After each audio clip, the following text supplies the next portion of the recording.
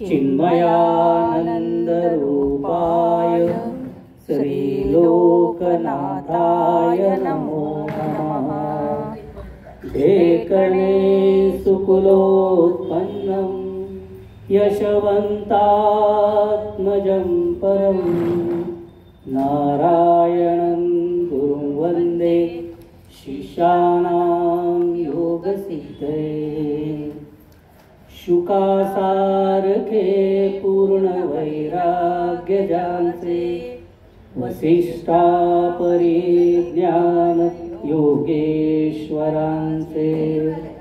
कवी वाल्मीकी सारिखा मान्य ऐसा नमस्कार माझा सद्गुरु रामदासा। अवधूत चिंतन श्री गुरुदेव दत्त सद्गुरु श्री स्वामी महाराज की जय। सद्गुरुनाथ महाराज की जय। पुंडलिक वरदा हर विठ्ठल श्री ज्ञानदेव तुकाराम पंढरीनाथ महाराज की जय।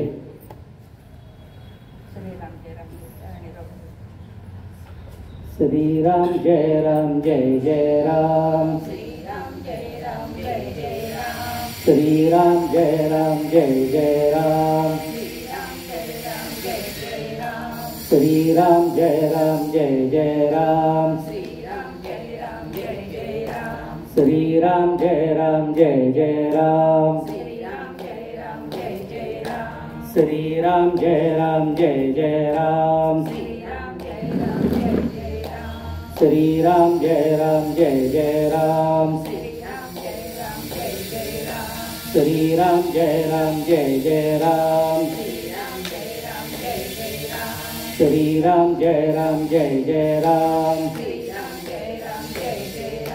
श्री राम जय राम जय जय राम। श्री राम जय राम जय जय राम। श्री राम जय राम जय जय राम। श्री राम जय राम जय जय राम। श्री राम जय राम जय जय राम। श्री राम जय राम जय जय राम। श्री राम जय राम जय जय राम। जय श्री राम।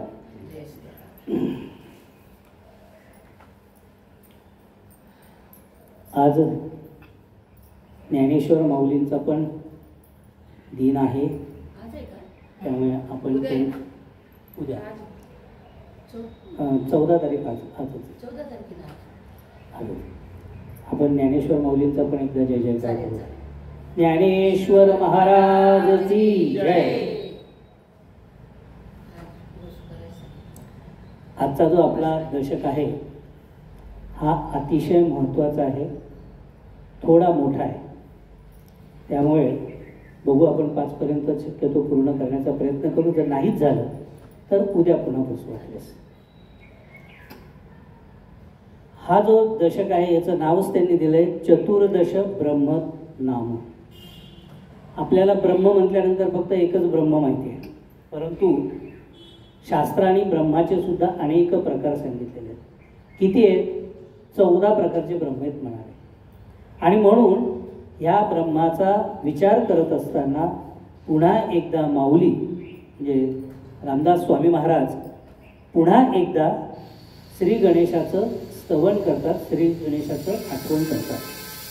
आणि म्हणून ते म्हणतात, या कारणे अद्वैत ग्रंथ आत्मविद्येचा परमार्थ पाहावया तोची समर्थ जो सर्वांगी श्रोता। जो श्रोता हा खरोखरी सर्वांगाने अध्यात्माचा विचार करणार आहे त्यांच्यासाठी हा लिहिलेला आहे। अध्यात्म म्हणजे फार सोपी गोष्ट आहे असं म्हटलं जातं, तो आहेही सोपा, परंतु तो करेल ज्याचा। अध्यात्म सगळ्यांना साधतं असं नाही आहे।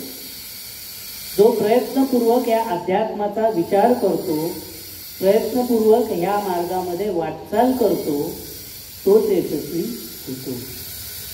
मला खूप देवदेव करायचा आहे म्हणून होत नाही, त्याच्यासाठी आपल्या संसारातला वेळ काढावा लागतो, वेळ नाही म्हणणारे तुम्हाला अनेक जण भेटतात. आता वेळ नाही म्हटल्यानंतर मला खरं कधी कधी आश्चर्य वाटतं, वेळ कसा नाही. सगळ्यांना 24 तास सारखे दिलेले आहे भगवंताने.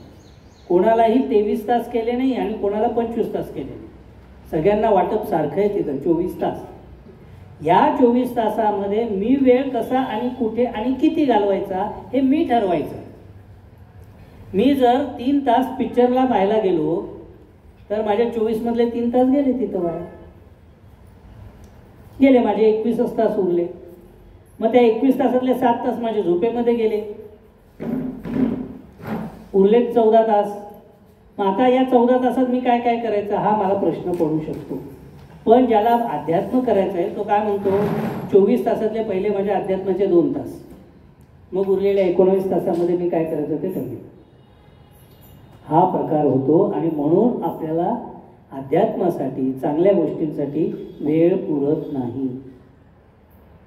वेळ सगळ्यांना सारखाच आहे, काहींना तो खूप पुरतो, काहींना पुरत नाही. आपल्याला असं वाटतं की जे संन्यासी आहेत त्यांनी काय संन्यासच घेतलेला, त्यांच्याकडे वेळच वेळ आहे. अरे हो, पण त्यांना 24 तास दिलेले. आणि आज जर आपण पाहायला गेलो तर अनेक तुम्हाला संन्यासी असे दिसतील की त्यांनी पूर्वश्रमामध्ये, त्यांच्या पूर्वाश्रमामध्ये भरपूर कामं केलेली आहेत. आज आपले जे विद्यमान शंकराचार्य करवीर पीठाचे, ज्यांच्या आधिपत्यामध्ये आपला हा प्रदेश येतो, ते पूर्वकाळचे इंजिनियर आहेत. मोठा ट्रान्सपोर्टचा बिझनेस केलेला आहे त्यांनी. परंतु अध्यात्माकडे एकदा दृष्टी लागली की ते सगळं आपल्या मुलांवरती सोडून, घरदार सोडून, संन्यास घेऊन त्या पूर्ण अभ्यासाला ते लागले आणि आज शंकराचार्य पदावरती बसले. हा वेळ त्यांनी कुठून आणला बरं? त्यांनी काय घरदार केलं नाही का? आहे, घर आहे, मुलं आहे, पत्नी आहे, मुलांचे चांगले संस्कार आहेत, मुलांना चांगले संसार आहेत, तेही उत्तम शिकलेले आहेत. म्हणजे हे सगळं करून सुद्धा अध्यात्म करता येतं. आणि म्हणूनच आपल्याला भगवंताचं नामस्मरण केलं पाहिजे, भगवंताच्या जवळ जाण्याचा प्रयत्न केला पाहिजे. आणि या सगळ्याला श्री गणेश हा मूळ आहे. तो मूलाधार स्थितोसी नित्यम असं गणपतीचं वर्णन आहे. आपण आज योगायोगाने गणपतीच्या मंदिरात बसलेलो आहोत. हा गणपती म्हणजे कुठे आहे हो? त्याचं निवासस्थान कुठे आहे? शास्त्राने असं सांगितलं, तो मूलाधार स्थितोसी नित्यम. तू रोज कुठे निवास करतो? मूलाधारामध्ये. हे मूलाधार कुठे आहे? आपल्याच शरीरात आहे, बाहेर नाही आहे कुठे. हे आपल्याच शरीरामध्ये आहे. आपल्या शरीरामध्ये जो पाठीचा कणा जिथं संपतो त्याच्या खाली आणखी 4 बोटं हे मूलाधार चक्र आहे. आणि त्या मूलाधार चक्रावरती हा गणपती विसावलेला आहे. जसजसं आपण आध्यात्मिक ज्ञान गोळा करू, जसजसं आपली आध्यात्मिक उन्नती होत जाईल, तसतशी ही क्रियाशक्ती हळूहळू हळूहळू षटचक्रांचा भेद करत करत करत करत वरती जाईल. आणि जेव्हा ती पूर्ण वरती जाईल तेव्हा आपण परिपूर्ण होऊ. हे केव्हा शक्य आहे? फक्त या मानव जन्मामध्येच शक्य आहे. इतर कुठल्या प्राण्यांना ही बुद्धी आहे? कोणालाही नाही. मग मानव जन्म सार्थकी लावायचा म्हणजे काय करायचं? सार्थकी लावायचा म्हणजे ही जी काही विद्या आहे ही आत्मसात करायची आहे. आज आम्हाला परिपूर्ण व्हायचं आहे. मी म्हणजे नक्की कोण याचा शोध घ्यायचा आहे. आम्ही सोहम आहोत, आम्ही त्या परमेश्वराचे अंश आहोत, इथपर्यंत आपल्याला पोचायचं आहे. परमेश्वराच्या रूपामध्ये जायचं आहे. आज ज्यांचं आपण आत्ता स्मरण केलं ते ज्ञानदेव महाराज अशाच पद्धतीने पुढे गेलेले आहेत. उलट त्यांच्या जीवनामधले जर आपण दुःखाचे प्रसंग पाहिले तर आपल्या जीवनात तेवढे दुःखाचे प्रसंग आलेच नाही. आलेच नाही. लहानपणी आईवडील गेलेले आहेत, भिक्षा नोकरी मागून जेवावं लागलेलं आहे, गावातल्या लोकांनी हाल अपेष्टा केलेल्या आहेत, कुठे ज्ञान मिळत नाही आहे, ज्ञानसुद्धा मिळवण्याचा प्रयत्न करावा लागतो आहे. आज आम्हाला हे सगळं अवेलेबल आहे, सहज शक्य आहे. आता तर हे यंत्र आलं आहे, पाहिजे तेव्हा क्लिक करा, पाहिजे ती वस्तू तुम्हाला त्याच्यावरती मिळते. अर्थात त्याचाही अतिरेक झाला आहे, त्याच्यावरती खरी खोटी सगळीच माहिती यायला लागली. परंतु आपल्याला बुद्धी दिलेली आहे ना भगवंतानी, त्यातलं खरं काय चांगलं काय हे आम्ही ठरवू शकतो, बघू शकतो. त्यातलं जेवढं चांगलं आहे तेवढं घ्यावं. आपण काल तेच बघितलं, निरक्षीर बुद्धी वापरली पाहिजे. जे क्षीर आहे तेवढंच घ्यायचं आहे, जे नीर आहे ते सोडून द्यायचं, संपला विषय. परंतु आज ते आम्हाला उपलब्ध आहे, ही केवढी मोठी भाग्याची गोष्ट आहे. आणि म्हणून त्या गणपतीचं स्मरण आपण केलं. मूकपणाचे हे बोलणे, हे जयाची तोची जाणे, स्वानुभवाची गुणे स्वानुभवीचं पाहिजे. म्हणून मायेपासून स्वतःची सुटका करून घ्या. संसारातलं लक्ष हळूहळू कमी करा. लक्ष देऊ नका असं नाही, संसार जाणतेपणाने करा.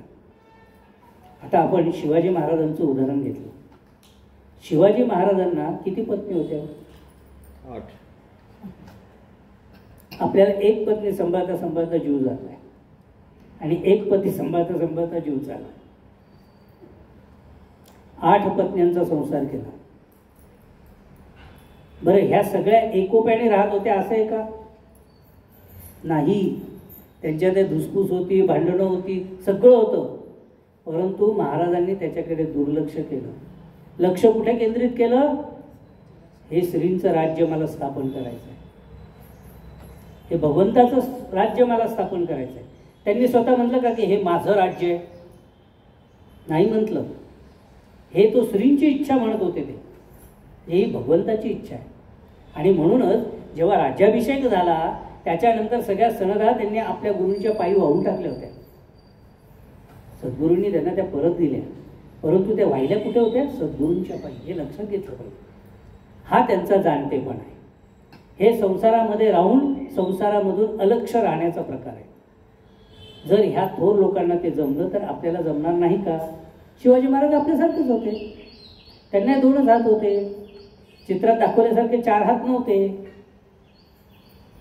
3 तोंड नव्हती, एकच तोंड होतं. मग त्या तोंडाचा उपयोग त्यांनी स्वराज्यासाठीच केला. असं आपण आपलं एकदा लक्ष ठरवलं पाहिजे आणि त्या लक्षाप्रत गेलं पाहिजे. ब्रह्मनिरूपण दुसरा समास आहे. ब्रह्म सर्वांशी व्यापक, ब्रह्म अनेकी एक, ब्रह्म शाश्वत हा विवेक बोलिला शास्त्री. ब्रह्म, चैतन्य, प्राण हे सर्वांच्या ठायी आहेत आणि ते अविनाशी आहे. आपण काल बघितलं, मनुष्य गेला असं आपण म्हणतो तेव्हा त्याचं शरीर तिथं असतं, त्याच्यातून जातो तो फक्त त्याचा प्राण, आत्मा. ह्या आत्म्यालाच ब्रह्म पण म्हटलेलं आहे, चैतन्य पण म्हटलेलं आहे, प्राण पण म्हटलेलं आहे, आत्मा पण म्हटलेलं आहे. आणि ते कसं आहे तर ते अविनाशी आहे, ते जात नाही, ते कोणी उत्पन्नही करू शकत नाही. आता इथं बसलेल्यांमध्ये स्त्रिया असतात म्हणून मी तुम्हाला विचारतो, आपल्याला जेव्हा गर्भ राहतो तेव्हा पहिल्या महिन्यामध्ये तो गर्भ श्वास घेतो का? सुरुवातीला सर्व बुदबुदाकार होतं, नुसतं पाणी होतं. हळूहळू हळू तिथं पेशी वाढायला लागल्या. हळूहळू 7व्या महिन्यामध्ये पहिला श्वास त्या गर्भाने घेतला. म्हणजे पहिले 7 महिने तिथं नुसतीच जीवदशा होती, तिथं ब्रह्मदशा होती का? ब्रह्मदशा 7व्या महिन्यामध्ये आहे. आणि म्हणून 7व्या महिन्यामध्ये आपल्याकडे डोहाळे जेवण करण्याची पद्धत आहे. का बरं 7व्या महिन्यातच करायचं? हा विचार कधीतरी आपण केला पाहिजे. ह्या सगळ्याला आपल्याकडच्या ज्या धार्मिक रूढी आहेत, जेव्हा जे काही सणवार लावलेले आहेत, ज्या काही रूढी लावलेल्या आहेत, ह्याच्या पाठीमागे शास्त्रीय कारण आहे.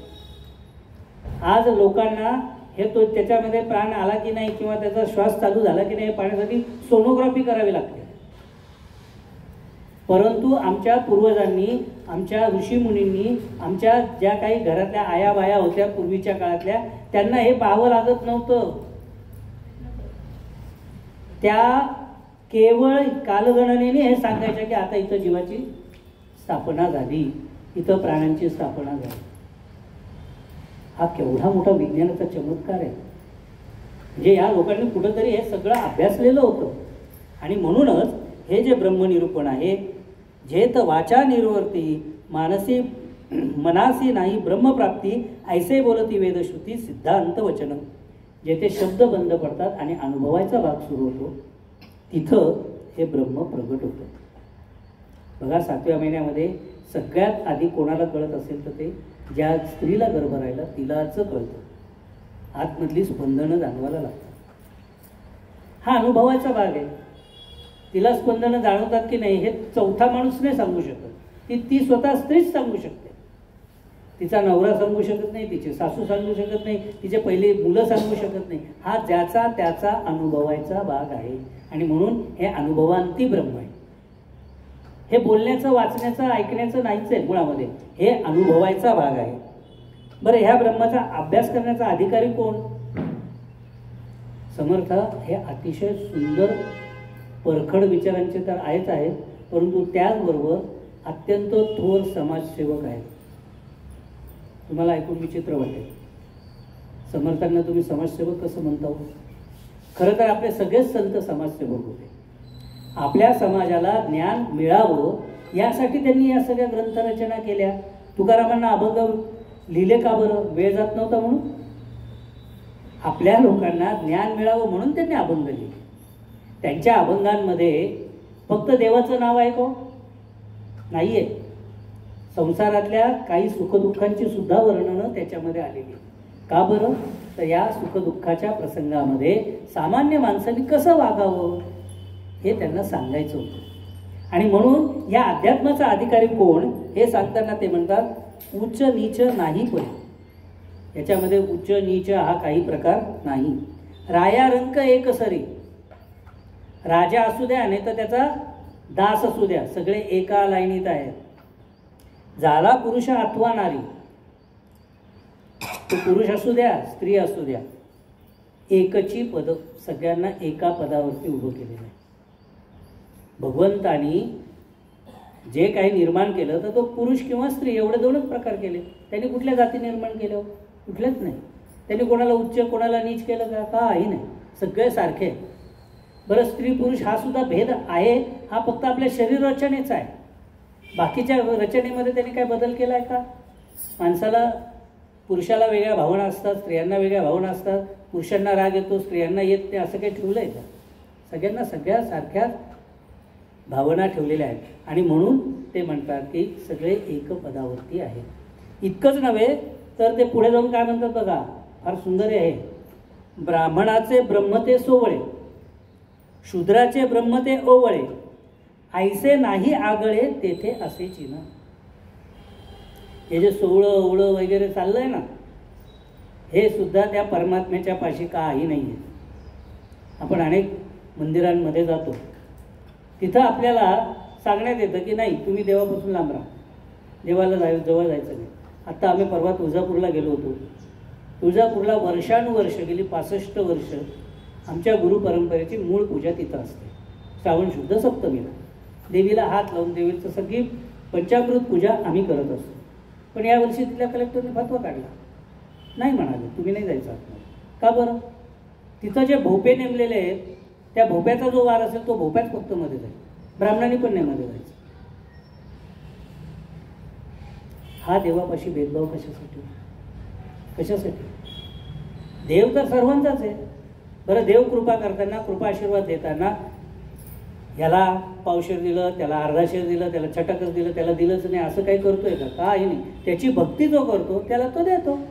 ज्या प्रमाणात तुम्ही भक्ती करा त्या प्रमाणात तो देतो. मी तर म्हणतो देव सगळ्यात मोठा व्यापारी आहे, सगळ्यात मोठा व्यापारी. तुम्ही जेवढं द्याल ना तेवढंच तो तुम्हाला देतो. तुम्ही त्याला भक्ती चांगली मनापासून दिली, तो मनापासून तुमचं भलं करतो. तुम्ही जर भक्तीच देखाव्याने केली तर तो तुम्हाला देखाव्यापुरतीच फलप्राप्ती देतो. म्हणून भगवंताची प्राप्ती करायची असेल तर ती मनापासून त्याची आराधना केली पाहिजे. त्याच्यापाशी कोणताही भेद नाही, भाव नाही, काहीही नाही. गुरु शिष्य एकची पद, तेथे नाही भेदाभेद, परिदेहाचा संबंध तोडीला पाहिजे. त्यांचं तर म्हणणं गुरु आणि शिष्य हे सुद्धा वेगवेगळे नाही, ते सुद्धा एक पदावरती. गुरुला जर गुरुपद टिकवायचं असेल तर त्याला साधना करायचीच आहे.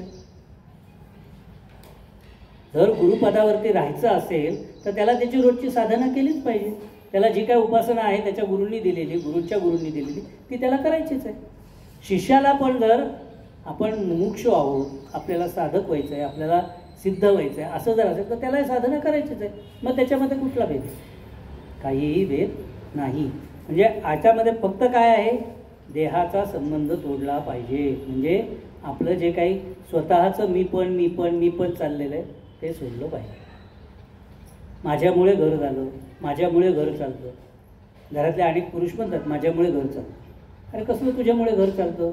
तू 8 तास कामावर जातो, 4 पैसे मिळवून आणतो, याच्या पुढचं तुझं घरातलं कर्तव्य काय? ते 8 तास घर कोण सांभाळतं? तुझी पत्नी सांभाळते. तुला मुलं झाले, ते मुलं कोणी सांभाळले? तुझ्या पत्नीने सांभाळले. घरातल्या तुझ्या आईवडिलांनी सांभाळले. म्हणजे घर तुझं एकट्याचं झालं का? मुळीच नाही. आपण मागच्या एका दशकामध्ये बघितलं, आम्ही मोठ्या कष्टाने घर बांधलं. आम्ही घरावरती पाटी लावली, परवानगीशिवाय प्रवेश नाही, आमची परवानगी घ्या आणि मग घरात या. ठीक आहे बाबा, आम्ही तुझी परवानगी घेऊन मग घरात येऊ. पण तुझ्या घरामध्ये जे पाली, झुरळं, ढेकणं काय, त्यांनी तुझी परवानगी घेतली होती का? ते बिना परवानगी तुझ्या घरात शिरले. बरं, नुसते शिरले नाही, त्यांना पाहून तू घाबरून बाहेर पळतो. त्यांना पाहून तू घाबरून बाहेर पळतो, ते मात्र मजेत राहतात. म्हणजे मीपणा कुठं सोडला पाहिजे हे लक्षात घ्या. आणि म्हणून हा देहपणाचा भाव जो सोडला तर मात्र तो विश्रांतीचा विश्राम आदि पुरुष आत्माराम, ते एकचे परब्रह्म दुसरे नाही. असं जर आपण स्वतःचा देहसंबंध तोडला आणि त्या परमेश्वराची खऱ्या अर्थाने भक्ती जर करायला लागलो तर परमेश्वर आपल्यापासून दूर नाही, तो आपल्यातच आहे. तम मूलाधार पितोसी नित्य.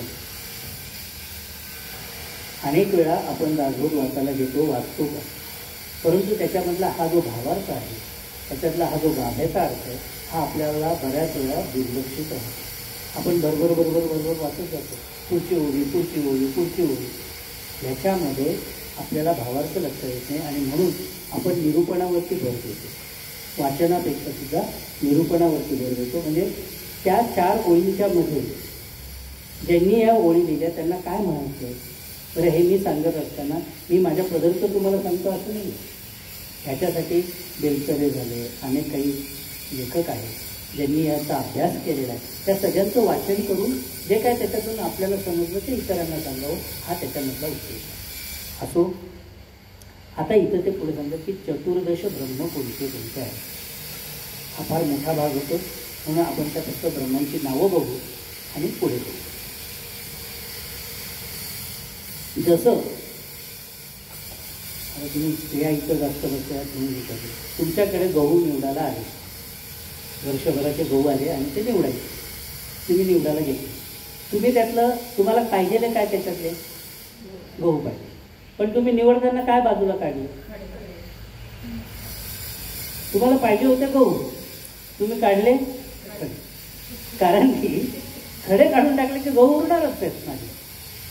तद्वत आपण जीवनामधलं जे काही असार आहे ते बाजूला काढून टाकू, म्हणजे उरेल ते आपलं सार आहे. जे उरेल ते आपलं सार आहे. आणि म्हणून ते सांगतात आधी मिथ्या उभारावे, मग ते ओळखून सांडावे, पुढे सत्य ते सोडावे, अंतरी बाणे.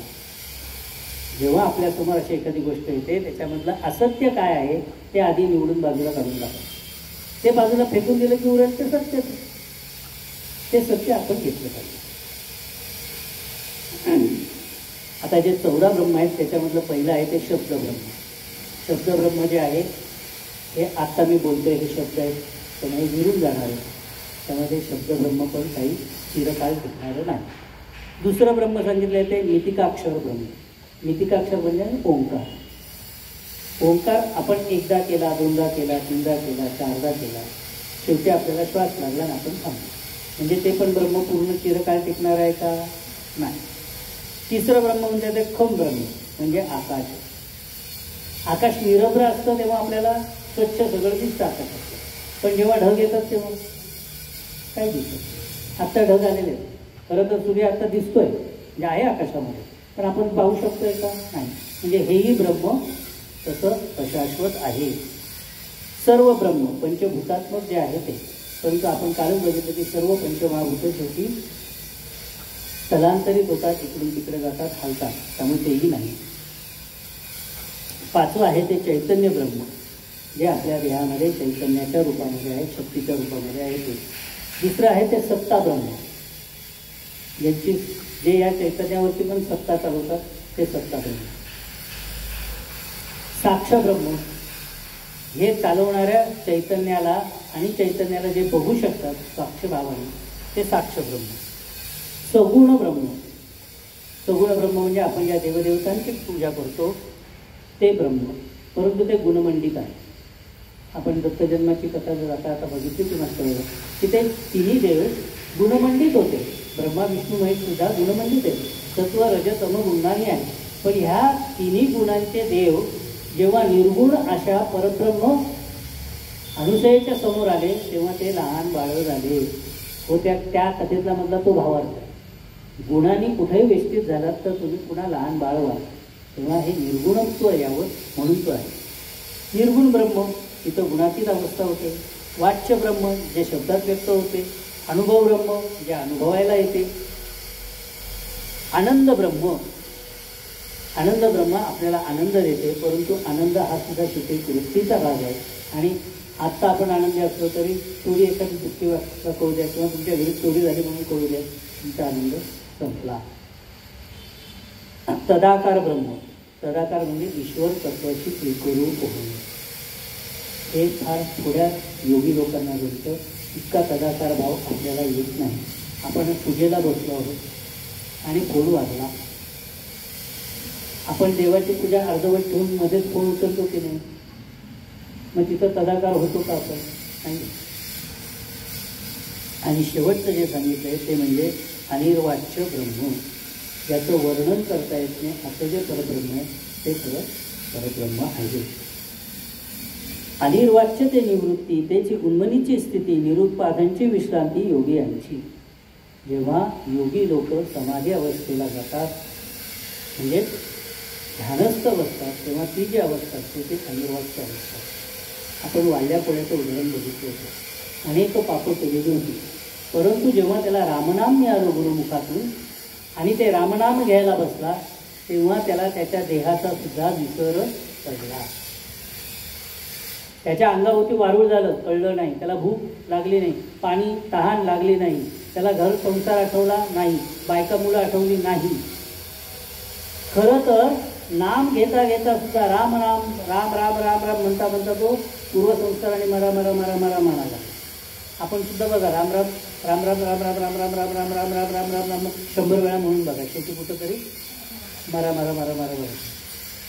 असं झालं तरी सुद्धा राम त्याच्या पुढे प्रगट झाले, कारण की तिथं तो तदाकार झाला, अनिर्वाच्य झाला. असं अनिर्वाच्यत्व जे ब्रह्म आहे हे स्वानुभवाचा भाग आहे.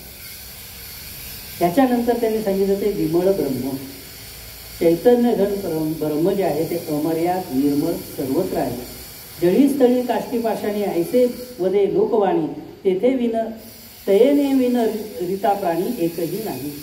प्राणाशिवाय त्या चैतन्याशिवाय एकही प्राणी नाही. हे पण आपण पाहिजे.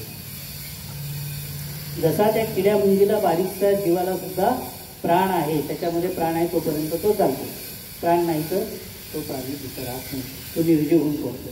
तद्वत अगदी मोठा हत्ती घ्या, त्याच्यामध्ये सुद्धा जोपर्यंत प्राण आहे तोपर्यंतच तो चालतो, त्याच्या पुढे तो नाही. मग विमळ ब्रह्म काय आहे?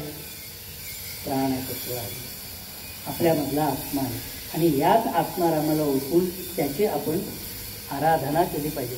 त्याची आराधना कशी करायची? फार सोपं आहे, फार सोपं आहे. आत्माराम हा आपल्या आतमध्ये आहे.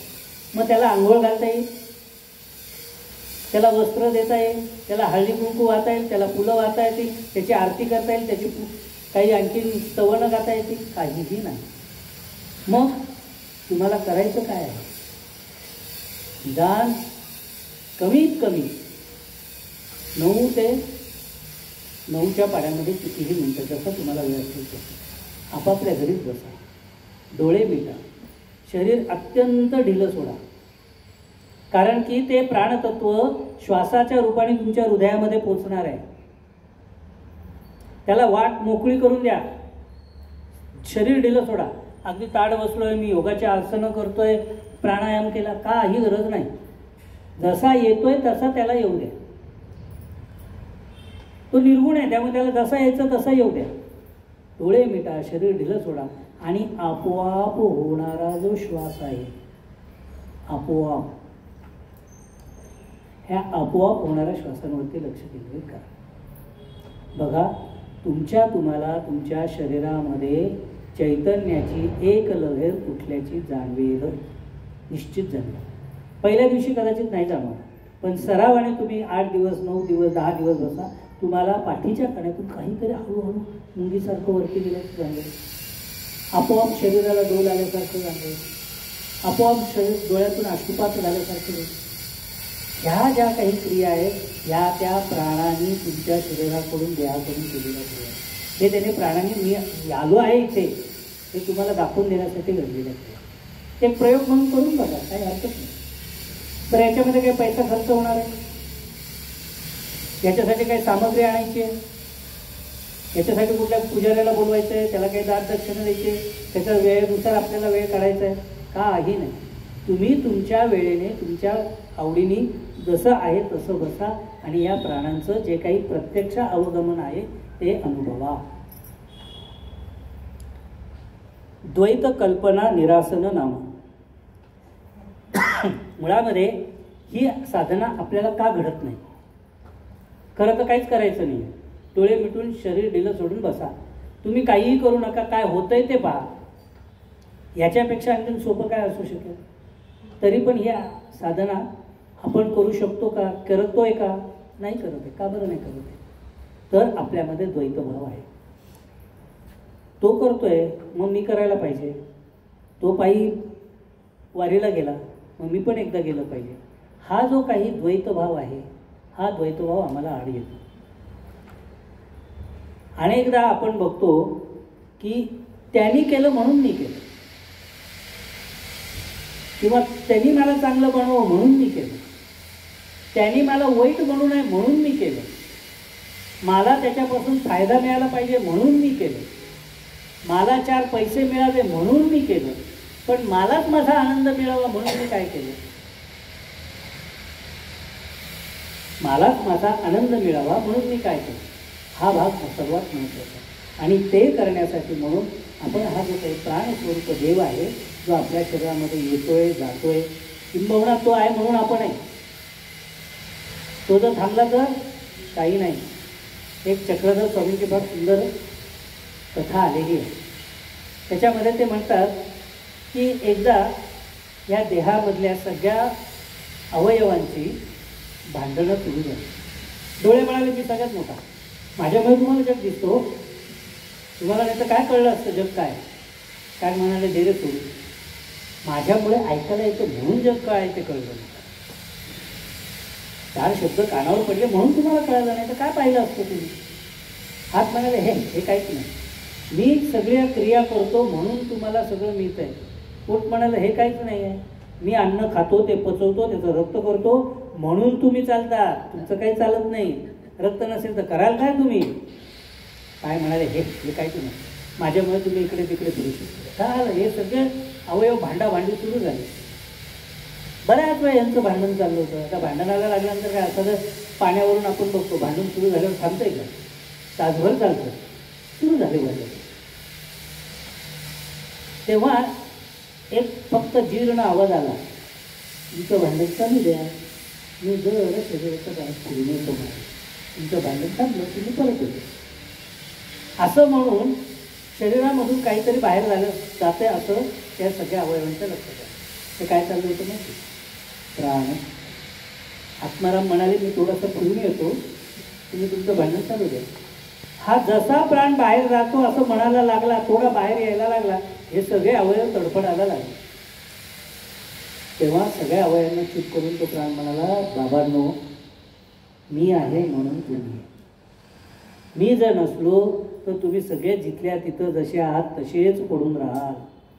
तेव्हा लक्षात घ्या, चक्रधर स्वामींनी सुद्धा ते शेवटी तेच सांगितलं की ह्या प्राणांचं हे परमेश्वरीय तत्व आहे, या परमेश्वराचं तुम्ही पूजन करा. म्हणून त्यांच्याकडे सुद्धा ध्यानाला महत्त्व खूप आहे. आपल्याकडे सुद्धा ध्यानाला महत्त्व खूप सांगितलं. पूजा करताना सुद्धा आम्ही काय करतो? सुरुवातीला डोळे मिटून भगवंताचं ध्यान करा म्हणूनच सांगतो. आपण जेव्हा हल्ली तो काळाच्या ओघात भाग बाहेर पडला, परंतु तदेव लग्न सुदिनंत देव वगैरे जे शांती मंत्र म्हणता येतात, तेव्हा पूजा जो करणार आहे तरी डोळे मिटून शरीर ढिलं सोडून हात जोडून देवाची प्रार्थना करायची आहे मनोमन, आणि संपूर्ण शरीर हे भगवंताच्या चरणी अर्पण करायचे. आजकाल होतं कसं की त्या 5 मिनिटामध्ये सुद्धा गुरुजी इकडे मंत्र म्हणत असतात आणि आम्ही इकडे मात्र आलेल्या पाहुण्यांना या तुम्ही आलात का, अरे वा वा वा बसा बसा बसा, अरे त्याला पाणी दे रे, अरे त्याला चहा दे रे, हेच करत असतं. म्हणजे आमचं जे मूळ दैवत आहे त्याच्याकडे आमचं दुर्लक्ष होतं. असो म्हणून ते सांगतात, जे जनबुद्धी अगोचर जे कल्पनेहून परते अनुभविता साचार द्वैत कल्चे. या कल्पना संकल्प यांच्यामुळेच पुनरपी जननम पुनरपी मरणम अशा या चक्रामध्ये आम्ही अडकलेलो आहोत. परंतु हा चक्र रहस्य सोडायचा असेल तर स्वस्वरूपाची ओळख सद्गुरू कृपेने करून घेतली पाहिजे. म्हणून त्याच्यासाठी सदा स्वरूप संविधान तरी द्वैताचे निरसन अद्वैत निश्चयाचे ज्ञान त्याची शुद्ध कल्पना. द्वैतभाव जो सोडून देतो आणि सद्गुरूंच्या संकल्पानुसार जो वागतो तोच त्या परब्रह्म चैतन्याला प्राप्त होतो. त्याच्यानंतर ते सांगतात ते बद्ध निरूपण. बद्धमुक्त निरूपण म्हणजे काय? आपण सगळे खरं तर बद्ध जाऊ. आम्हाला जन्मतः कुठलंही ज्ञान नव्हतं. एवढंच काय, भूक लागली की दूध प्यायचं असतं हे सुद्धा आम्हाला कळत नव्हतं. आमच्या आईने आमच्या वेळा ठरवल्या, नाही आता बाळाला भूक लागली असेल आता त्याला दूध पाजलं पाहिजे, आता दुधाचं नाही आता त्याची पाण्याची वेळ आहे त्याला पाणी पाजलं पाहिजे. आम्हाला ते सुद्धा कळत नव्हतं. म्हणजे आम्ही काय खावं काय प्यावं हे सुद्धा आम्हाला कळत नव्हतं. ते आम्हाला शिकवलं आमच्या आईने, तिला ते जाणलं. त्यामुळे त्या काळामधले आमचा सद्गुरू कोण होता? आमची आई होती. पुढे आम्ही थोडं मोठे झालो, मग वडील सांगायला लागले, मग वडील आमचे सद्गुरू झाले. मग आम्ही शाळेत जायला लागलो, शाळेतल्या शिक्षकांकडून शिकायला लागलो, ते आमचे सद्गुरू झाले. पुढे कार्यालयात जायला लागलो, आमच्या साहेबांनी आम्हाला काही शिकवलं, ते आमचे सद्गुरू झाले. हे सगळे सद्गुरू आम्हाला काही ना काहीतरी शिकवत होते. परंतु हे शिकवणं कशासाठी होतं? आमचा जीव व्यवस्थित राहावा म्हणून, बाह्य स्वरूपाने आमचं जीवन घडावं म्हणून. आमचा आंतरिक जो काही विकास आहे तो होण्यासाठी काय केलं पाहिजे? तर सद्गुरू केला पाहिजे. गुरुचे सुद्धा 3 प्रकार आहेत, गुरु, सद्गुरू आणि श्री. गुरु कोण? आई, शिक्षक, आपला अधिकारी, हे सगळे आपले गुरु आहेत. कारण की आपण त्यांच्याकडून काही ना काहीतरी ज्ञान घेतो. मग सद्गुरू काय? जे सत्य काय आहे, चांगलं काय आहे ते सांगतात आणि वाईट काय सोडून द्यावं हेही शिकवतात, ते सद्गुरू. आणि श्रीगुरू कोण? श्रीगुरू हे त्याहीपेक्षा श्रेष्ठ असतात. तुकाराम महाराज म्हणतात, आपणासारखे करती तात्काळ नाही काळ वेळ तया लागे. सद्गुरू कसे असतात? जे केवळ आपल्या शिष्याच्या डोक्यावरती हात ठेवतात आणि तात्काळ त्याला सगळं ज्ञान करून देऊन पूर्णत्वाला घेऊन जातात, ते श्रीगुरू असतात.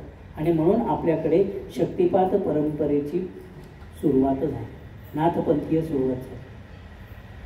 आणि म्हणूनच ते पुढे ते सांगतातच आहे की सद्गुरूंच्या साचनाप्रमाणे जर आपण आचरण केलं, येत अनुभवासी कारण येत सर्व निकरण तृप्ती पावावी आपण आपल्या स्वानुभवावे. आपण जर त्या सद्गुरूंच्या वचनावरती, श्रीगुरूंच्या वचनावरती विश्वास ठेवून त्याप्रमाणे जर आचरण केलं तर आपल्याला सुद्धा सद्गुरूंप्रमाणे अनुभव येतात आणि आपणही पूर्णत्वाला जाऊ शकतो. बघा, निवृत्तीनाथांनी ज्ञानेश्वरांना शक्तिपात करवला, त्यांना ज्ञान क्षणार्धात दिलं. हे ज्ञान दिल्यानंतर ज्ञानदेवांची उंची किती वाढावी. आपणासारखे करती तात्काळ झालं की नाही बघा.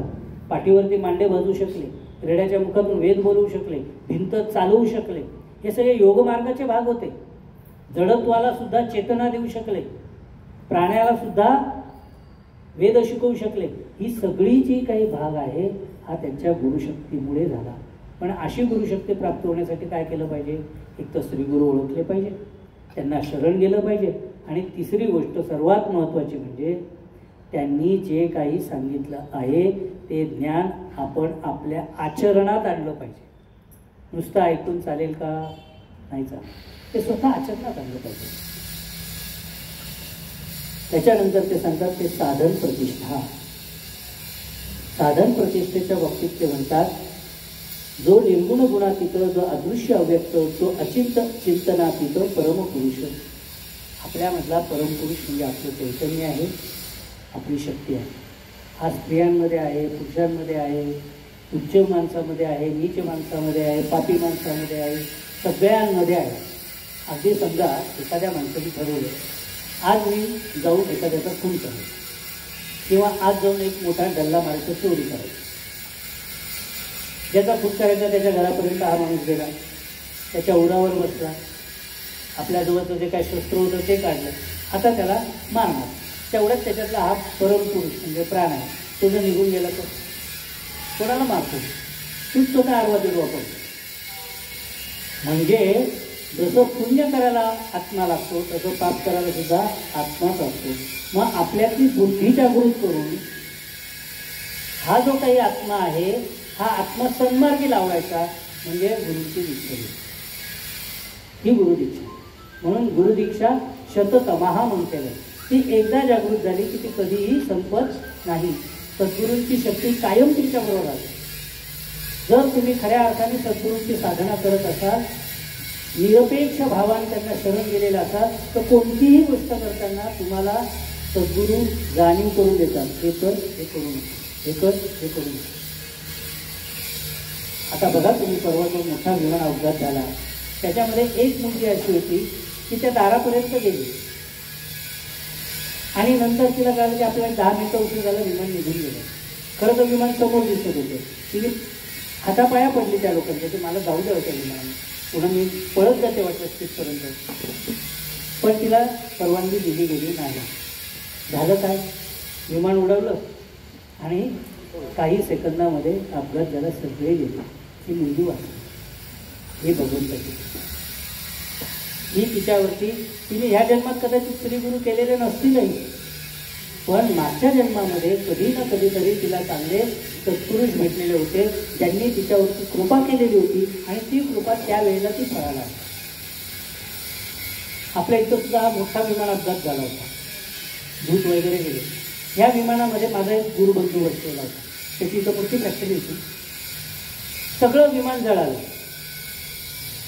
पण ज्या वेळेला ते त्या कापसाच्या गाठींवरती अडकलं तेव्हा त्या विमानाच्या पंखाच्या बाजूचा भाग फाटला आणि एक सीट बाहेर फेकलं गेलं. बरं, ते फेकलं गेलं तर त्या कापसाच्या ढिगारा होतं. या माणसाला फक्त मुरगळलं पायाला, मोच आली, बाकी काही खर्चटलं सुद्धा नाही. शेजारी बसलेले दूध ते गतप्राण झाले आणि हा वाचला. हा काय भाग आहे? हा गुरुशक्तीचा भाग. हे ते आतलं चैतन्य त्यावेळेला त्याला मदतीला आलेलं आहे. म्हणून गुरुकृपा ही फार मोठी आहे. आणि त्याच्यासाठी तो म्हणतात, मी पण जाणोनी त्यागावे, ब्रह्म होऊनी अनुभवावे, समाधान ते पावावे निसंगपणे. साधना करावी, परंतु ती साधना करत असताना सुद्धा अनेकांना मीपणा येतो. मी एवढी साधना केली, मी एवढे यज्ञ केले, मी एवढे याग केले, मी एवढ्या तीर्थयात्रा केल्या, माझं चारीधाम झालं. हा मीपणा तिथं आला की भगवंत तिथं येत नाही. भगवंत आऊच म्हणतो, ठीक आहे, तू मोठा आहेस ना बाबा, तू तुझं बघत राहा, मी चाललो. जसं घरामध्ये एखादी गोष्ट तुम्ही करायला घेतली आणि घरातले समजा आता सासू म्हणाली, अगं ते पीठ एवढंच घे बरं का, अगं ते पाणी एवढंच घ्याल बरं का, अगं ते मीठ एवढंच घाल बरं का, नाही तर तिकडे एवढं नको घालू, ते एवढंच घाल बरं का, तिकडे अशी नको भिजू, ते अशी भिजू. असं सारखंच व्हायला लागलं तर ती सून शेवटी काय म्हणेल, हे एवढं सगळं सांगायचं असेल तर तुम्हीच करा ना बाई, कशाला मला एवढं सांगत बसतं. हे पीठ काय पाहिजे ना ते सगळं मी आणून देते, तुम्हीच करा, होईल ना. तसं भगवंत सुद्धा करेल बरं का. तुम्ही जास्त मी करायला लागले तर तो भगवंत म्हणेल तू खूप मोठा आहे, तू कर तू तुझं बघ, मी माझं बघतो. मला तर एवढे करोडो लोक पडलेले आहेत, किती जणांकडे मी लक्ष देऊ, तू तुझं बघ. आणि म्हणून मी तो ब्रह्म झालो स्वतः, साधन कोण करील आता, ऐसे म्हणू कल्पू जाता कल्पनाची उठे. अशी जेव्हा कल्पना मनामध्ये यायला लागते की मी मोठा झालो, तिथं तुमचं आदर्शपण सुरू होतं. म्हणून आपण अनेक सध्याच्या काळामध्ये अनेक प्रतिष्ठित लोकांचं बघतो, एवढी प्रतिष्ठा मिळते, एवढं मान मार्फत मिळते, एवढा सन्मान मिळतो, परंतु त्या सन्मानाचा, त्या अधिकाराचा उन्माद होतो आणि मग शेवटी कुठेतरी दिलसीवारी करावी, पुन्हा आपलं पोटं होतं. हे व्यवहारामध्ये दिसतंय तरीसुद्धा आपल्याकडं मीपणा पटकन जात नाही. म्हणूनच ते इथं सांगतात, खरं तर या आज ज्ञानेश्वरांचा पण दिवस आहे म्हणून आपण घेऊन ज्ञानेश्वरांनी ह्या अर्थाने सोडून दिलेली चालू आपल्याला. ते म्हणतात, महेशू अजून ये मार्गाचा कातडी. प्राणतत्वाचं महत्त्व करून देताना ते स्वतः सांगतात, ज्ञानेश्वर सांगतात की अहो तुम्ही आणि मी काय साधना करणार, महादेव जे आहेत ना ते सुद्धा अजून या मार्गावरतीच चाललेले आहेत. म्हणून तुम्ही महादेवाचं कधी चित्र बघा, ध्यानस्थ बसलेले आहेत. ते स्वतः अजून साधना करतात, ते ध्यान करतात. मग जर ते ध्यान करतात तर आपण का नाही केलं पाहिजे? आपण सुद्धा साधना केलीच पाहिजे.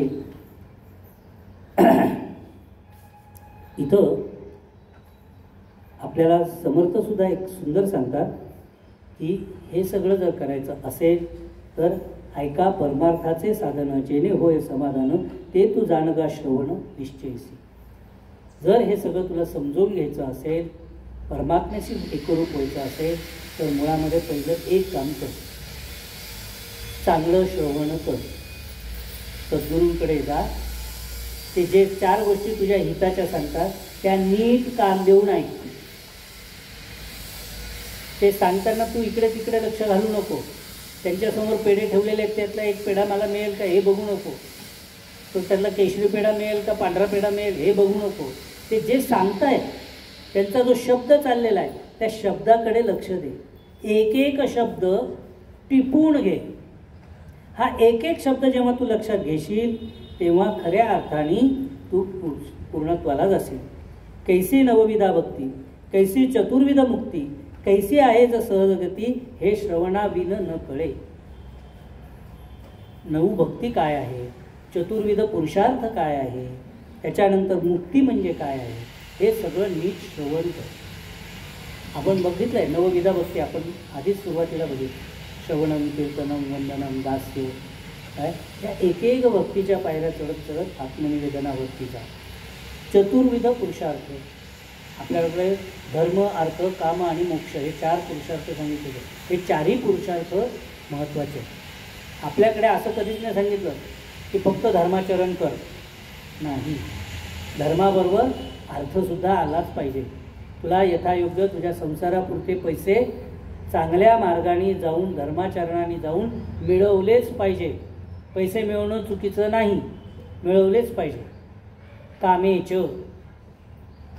कामेच्या याचा अर्थ फक्त शरीर संबंधातलं काम नाही आहे. कामेच्या म्हणजे इच्छा. इच्छा कशाची धरायची आहे? चांगल्याची इच्छा धरायची, भगवत प्राप्तीची इच्छा धरायची. ते काम सोडू नको. परंतु ते सोडून आम्ही बाकीची सगळी कामं करतो. ते सोडून बाकीची सगळी कामं आम्ही करतो, तर ते काम तू लक्षात घे. आणि शेवटी काय? मोक्ष. त्याच्याबद्दलचा एक श्लोक असं, धर्मा अर्थेच कामेचं मोक्षंच लभतेच तथा. हे पहिले 3 पुरुषार्थ आहेत ना, हे मिळवावे लागतात, त्याच्यासाठी प्रयत्न करावे लागतात. परंतु चौथा जो पुरुषार्थ आहे मोक्ष, ते म्हणतात हे 3 पुरुषार्थ जर तू नीट मिळवले ना, चौथा आपोआप नाही, तो भगवंत दे. मोक्ष मिळवायला तुम्हाला आत्महत्या करावी लागेल, तुम्हाला कुठे जीव द्यावा लागेल. अरे ते तर पाप आहे, ते नाही आहे करायचं. भगवंतांनी तर ते करू नको. तू घाबरून पळून जाऊ नकोस. तू दुःखाला, तुझ्या प्रसंगाला सामोरा जा. तुझ्या पाठीशी नाही, तुझ्या पुढे मी उभा आहे. आपण गीतेचं नेहमी चित्र पाहतो. अर्जुन कुठे आहे? रथाच्या मागे. श्रीकृष्ण कुठे? पुढे बसले. बरं, नुसते पुढे बसलेत का? 4 हिताच्या गोष्टी सांगतायत. युद्ध सुरू व्हायच्या आधी गीता सांगून झाली. ते झाल्यानंतर सुद्धा जेव्हा युद्ध संपलं, अर्जुन रथाच्या खाली, रथ जेव्हा परत आला तेव्हा श्रीकृष्णाने म्हटलं, अरे बाबा तू आधी रथाच्या खाली होतं, लांब जाऊन उभा. अर्जुनाने विचारलं, असं का? तू जातं खरी म्हणाला, तू जाऊन तिथं उभा राहा. तू जाऊन तिथं उभा राहिला. श्रीकृष्ण उतरले, जसे रथापासून दूर झाले, रथाला आग लागली, रथ जळून खाक झाला. युधिष्ठिराने विचारलं, हे काय झालं? रथ आपोआप कसं काय जळाला? तेव्हा त्यांनी सांगितलं, अरे अनेक शस्त्र अस्त्र या रथामध्ये अडकून पडलेली होती, जी माझ्यामुळे थांबली होती. मी रथातून उतरताच ते सगळं अस्त्रशस्त्र कामास आली आणि हा रथ जळून गेला. आपले श्री गुरु आपल्यासाठी एवढं सगळं करत. गुरु आपल्या पुढे जातात, आपलं रक्षण करतात. म्हणून श्री गुरु जपलाच पाहिजे.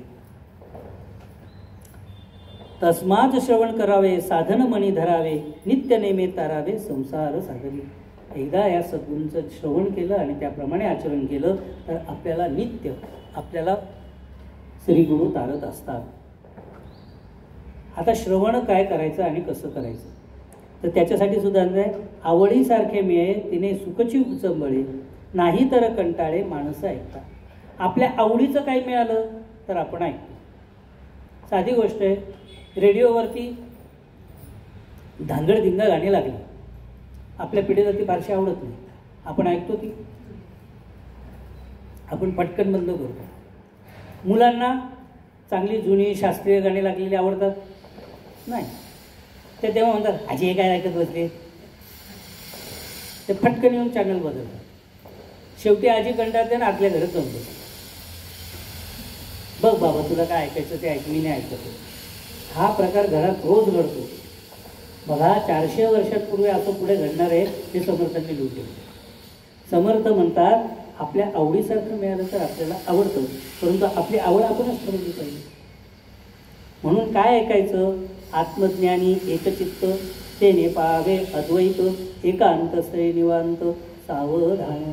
आपल्या आवडीचा एखादा ग्रंथ यावा, निवांतपणे एकांतात जावं, म्हणजे जिथं कोणाला तुम्हाला त्रास देणार नाही, आणि अशा ठिकाणी आपण त्याचं वाचन श्रवण करावं.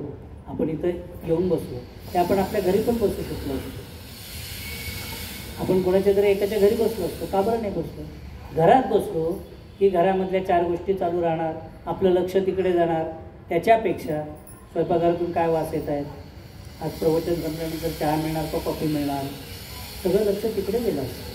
म्हणून आपण इथं येतो. म्हणून एकांतवास पाहिजे. जेव्हा चांगलं ऐकायचं आहे, चांगलं वाचायचं आहे, तेव्हा निवांत गुण असलं पाहिजे.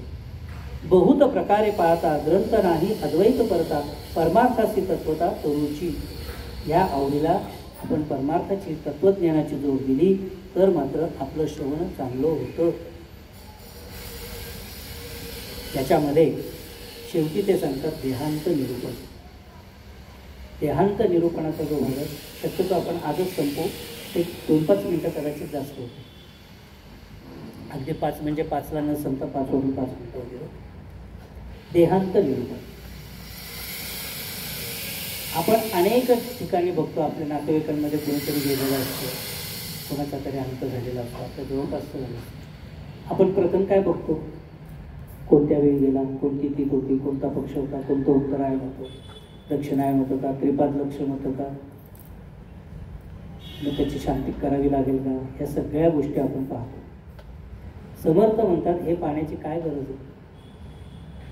जीव होता, प्राण होता तोपर्यंत तिथं सगळं होतं. प्राण निघून गेला, संपला विषय. आता त्या सगळ्याचं उहापोह करण्याची गरज नाही. कारण की तो त्या देहामध्ये प्राण असताना त्या देहाने काय काय केलं हे महत्वाचं आहे. त्या देहाने जर काही चांगली कामं केलेलीच नसतील तर किती चांगल्या मुहूर्तावर मेला म्हणून त्याला वरती स्वर्गात स्थान मिळेल का. तसं जर असतं तर चांगला मुहूर्त पाहून सगळ्यांनीच आत्महत्या केल्या असत्या. पण तसं होत नाही.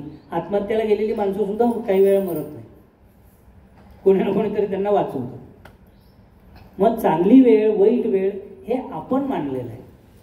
खरं तर चांगली वेळ कोणती, जेव्हा आपण चांगल्या विचाराने चांगलं काम करतो ती चांगली वेळ. जेव्हा आपल्याकडून वाईट काम घडतं तेव्हा ती वाईट वेळ.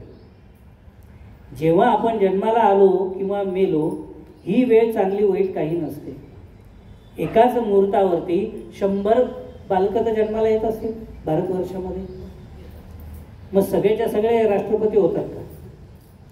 मुर्मूताई जेव्हा जन्माला आल्या त्याच वेळेला भारतभरामध्ये 100 मुलं तरी जन्माला आली असतील. मग 100 राष्ट्रपती व्हायला पाहिजे होते. झाले का, नाही झाले. 99 झाले नाहीत, एकच एक झाले. अब्दुल कलाम जन्माला आले, त्यांच्या बरोबरीने 100-150 मुलं जन्माला आले असतील, एकच अब्दुल कलाम झाले.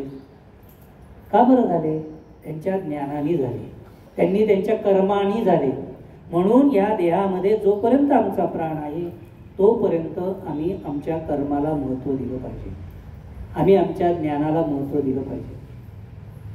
आता ही आपण अलीकडची उदाहरणं घेतली, आपल्याला असं वाटेल की अरे हो, यांनी नवीन नवीन शोध लावले, त्यांना मोठी पदं मिळाले म्हणून त्यांची नावं झाली. बरं, मान्य.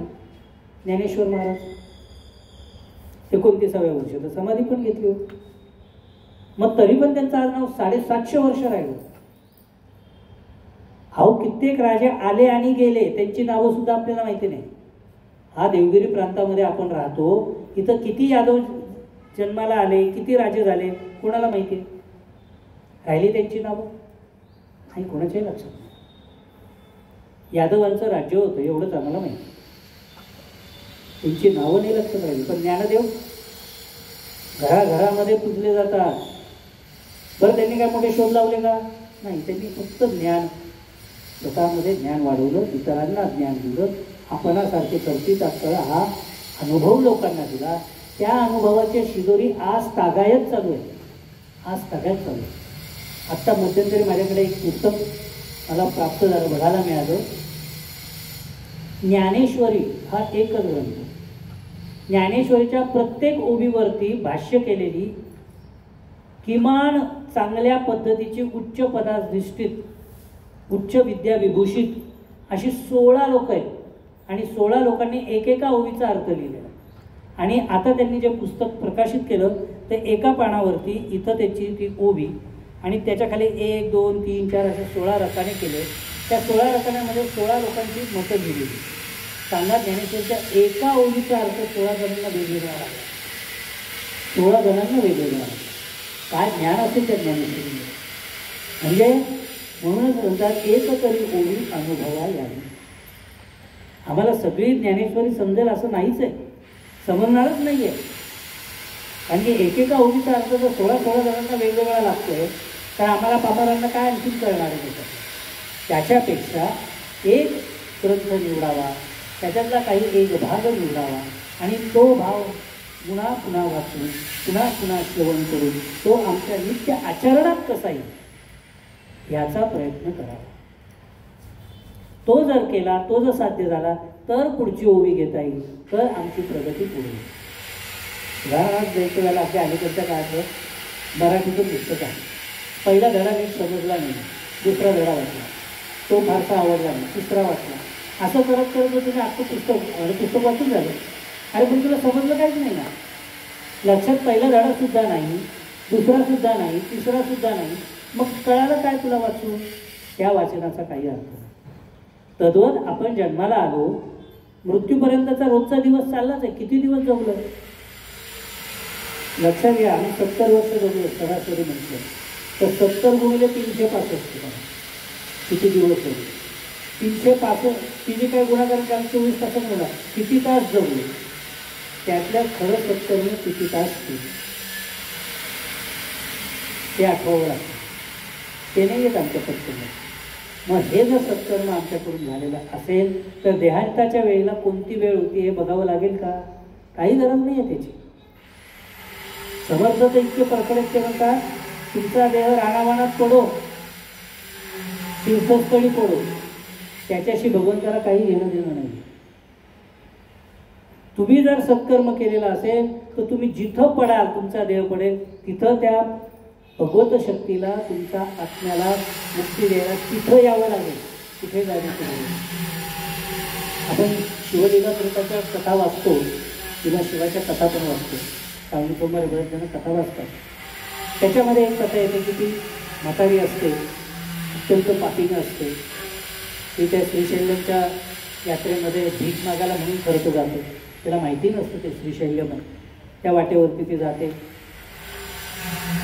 अंगावरती काही वस्त्र नाही आहेत, जीर्ण अवस्था झालेली आहे, हातपाय चालत नाही, डोळ्यांना दिसत नाही आहे, आता तोंडातून सगळं लाळ गळती आहे, अशी ती अवस्था झालेली आहे. अशी स्त्री लोकांकडे भिक्षा मागते, हो खायला द्या, खायला द्या, मला भूक लागली, माझ्या अन्नाला काही नाही, काय धर्म करावं असं तरी म्हणते. आता लोकांचा त्या दिवशी उभारला श्रावणी सोमवार, लोक त्याला कुठं बेलाचं फळ देत आहेत, कुठं बेलाची पानं देत आहेत, तिथे हुमती येते, वाघ घेतो, तेच होतो, मी काय खाण्याची वस्तू नाही.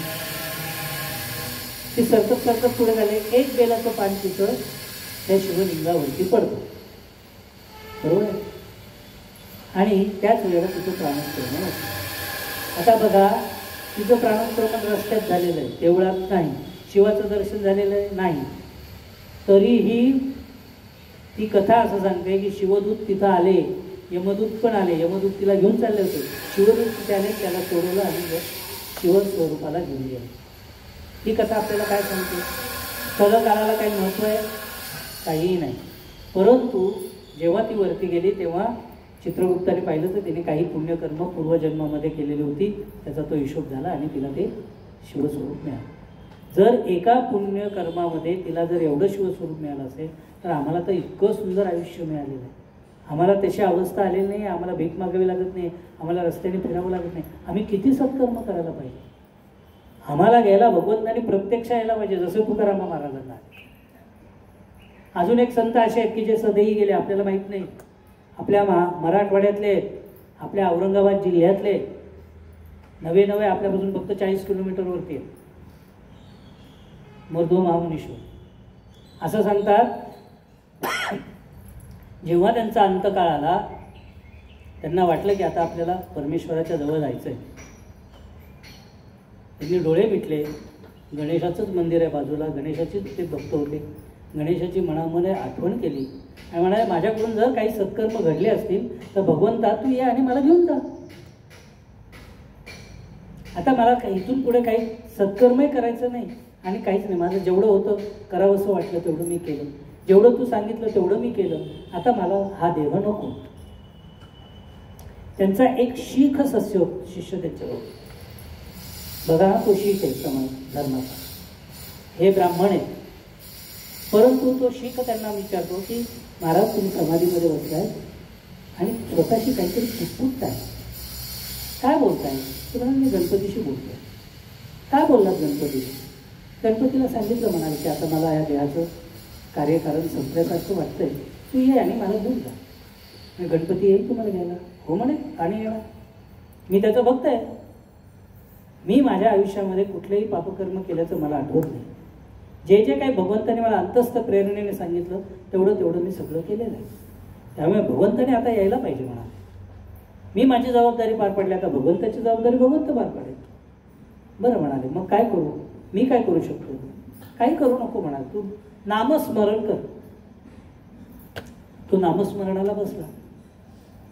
गुरु इथं बसले, तो माणूस इथं बसलेले आहेत, डोक्यावरून पूर्ण शाल घेतलेली आहे.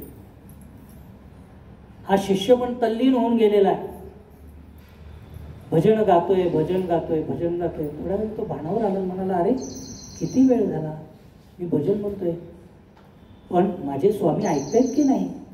म्हणून तो उठून बघितलं, त्याने ती चादर बाजूला केली, तिथं सद्गुरू नव्हते, फक्त फुलांचा ढीग होता. केव्हा सद्गुरू निघून गेले कळलं सुद्धा नाही. देह राहो अथवा जाओ अशी अवस्था. म्हणून आपण हे जे काही निरूपण आहे ते भगवंताच्या चरणी अर्पण करूया. त्यातलं जे काही चांगलं सांगितलं गेलं असेल ते माझ्या सद्गुरूंचं होतं. जे काही चुकीचा निर्देश झाला असेल किंवा वाईट सांगितलं गेलं असेल ते प्रमुखचं होतं, तो भाग सोडून द्या. निरक्षर बुद्धी तुमच्यातही येऊ द्या. जे काही चांगलं असेल ते एवढं घ्या, जे वाईट असेल ते नीर समजून सोडून द्या आणि आपण सर्वच जण पुन्हा एकदा त्या भगवंत मार्गाला जाऊया. ज्या ज्या स्थळी हे मन गाय माझे, त्या त्या स्थळी हे निज रूप तुझे, मी ठेवितो मस्तक ज्या ठिकाणी, तेथे तुझे सद्गुरुपाय दोन्ही. अवधूत चिंतन श्री गुरुदेव दत्त. सद्गुरु श्री स्वामी महाराज की जय. जय जय रघुवीर समर्थ.